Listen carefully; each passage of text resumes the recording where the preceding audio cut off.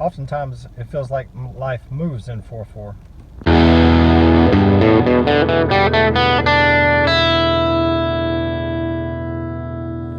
Now let's take a look and see how we take the beat, write it on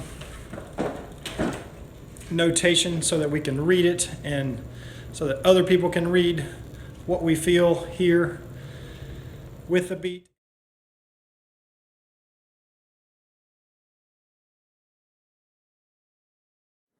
In my book, A Beginner's Guide to the E minor pentatonic scale, I've mixed standard notation with tablature. As you can see, we have 6 lines, 6th string, lowest string, 1st string, highest string, and we have 4/4, 4 beats per measure. We have the bar lines separating the measures and a double bar at the end. One of the notations that can be a little confusing to read sometimes is simply the whole note. Whole note is just a circle and it's equal to 4 beats. So for a whole note, you let the note ring for 4 beats. The 1st string open here, we have a 0, meaning the 1st string open, and then we just draw a circle around it, so meaning 4 beats. 1, 2, 3, 4.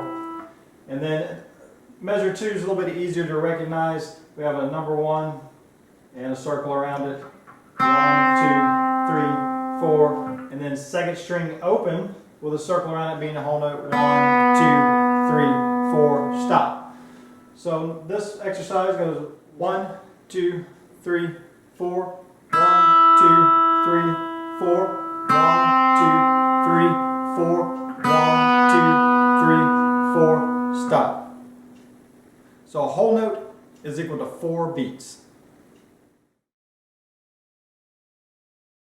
And for the next note, we have a dotted half note. It's a circle similar to the whole note, but it has what's called a stem coming down. And a dot. If you can see the dot, you'll see the exercise in the book. Exercise in the book will be a little bit easier to see. So we have a dot. The dot adds half to the note. A half note is 2 beats. So half of 2 is 1. So a dotted half note is 3 beats. Now, one thing that I didn't include in the exercise in the book by accident and makes the notation wrong is a quarter rest.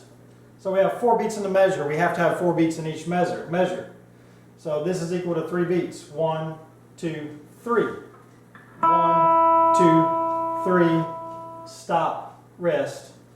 1, 2, 3, 4. 1, 2, 3, 4. So just remember a dotted half note is equal to 3 beats.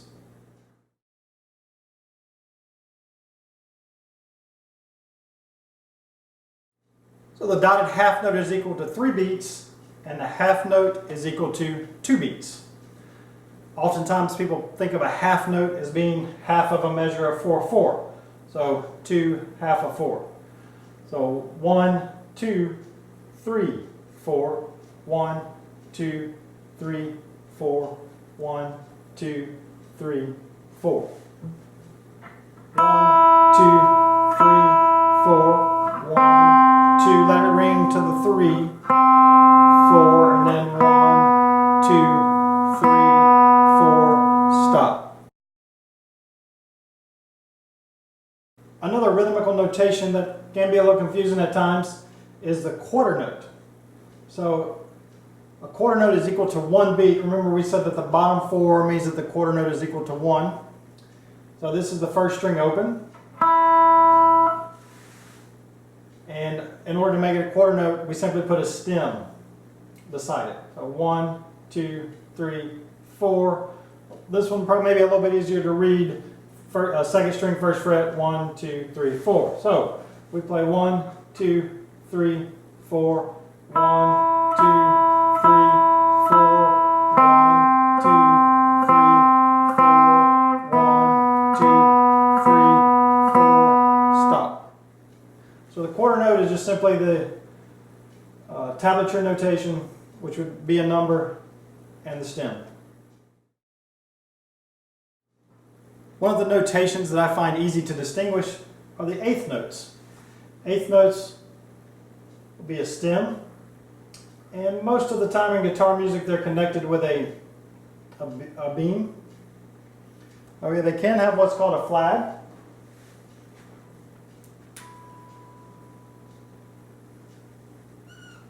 Which would look like this. So this little area right here being called the flag. Now generally when we count eighth notes, count 1 and 2 and 3 and 4 and. So 1/8 note is equal to half of a quarter note, so half of the beat.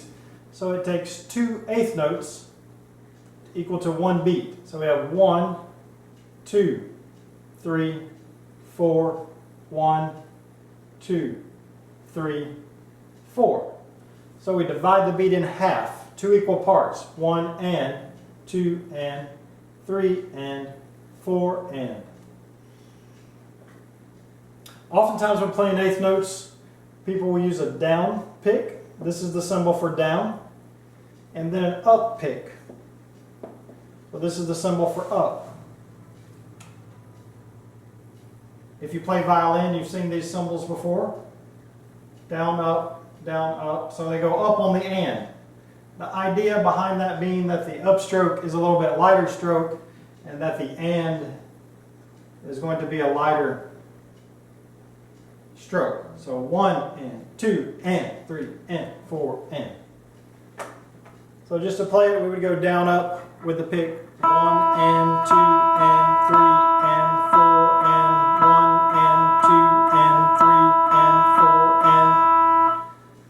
So if we have an entire measure of eighth notes, we're going to end up with 8 notes. 1, 2, 3, 4, 5, 6, 7, 8. Of course, we don't count to 8. Count 1 and 2 and 3 and 4 and.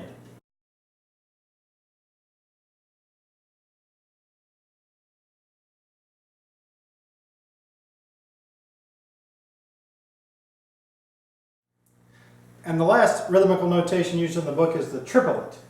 Called triplet because we have 3 notes, 1, 2, 3, crammed into 1 beat. So 1, 2, 3, 4. People have different ways of counting triplets. One way to count is just triplet, triplet, triplet, triplet. 1 triplet, 2 triplet, 3 triplet, 4 triplet.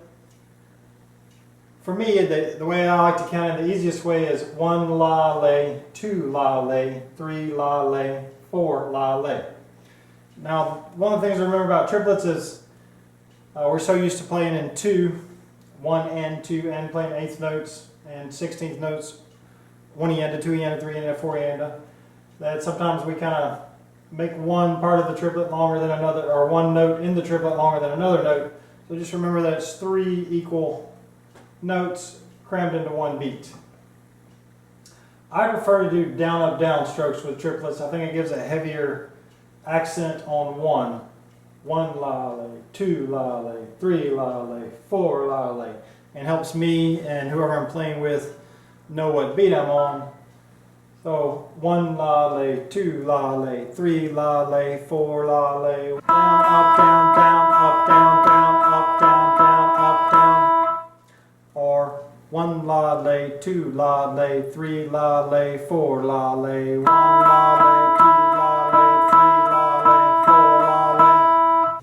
And the easiest way to recognize a triplet is, generally speaking, it should have a 3 below the beam. So we have 2 eighth notes. We have 3 eighth notes crammed into 1 beat, and it should have a 3 above it, meaning 3 above it if the beam is up here, 3 below it if the beam is down here, letting us know that it's a triplet. Again, thanks for watching. A discussion about rhythmic notation can be a little dry, but hopefully we cleared some questions that you may have already had up, or you learned something new. Be sure to check out the next video. It will not be quite as boring. We're going to learn the rhythmic background for the 12-bar blues that we're going to be using throughout the book. Again, a beginner's guide to the E minor pentatonic scale. The book, a link is in the description, but all of the exercises are going to be embedded in the videos.